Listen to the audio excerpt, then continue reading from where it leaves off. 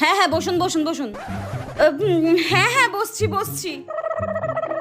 বলুন আপনার সমস্যা কি? কি করে যে বলি, আমার না বলতেই যেন কেমন একটা লাগছে আপনাকে। আরে ডাক্তারের কাছে যখন এসেছেন প্রবলেমটা তো বলবেন।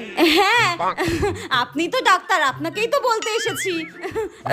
আসলে আসলে না আমার না হুটপাট কেমন রাগ উঠে যাচ্ছে, যখন যাকে পারছি তখন তাকে মেরে দিচ্ছি। কেমন যেন একটা রাগ উঠে যাচ্ছে হট করে।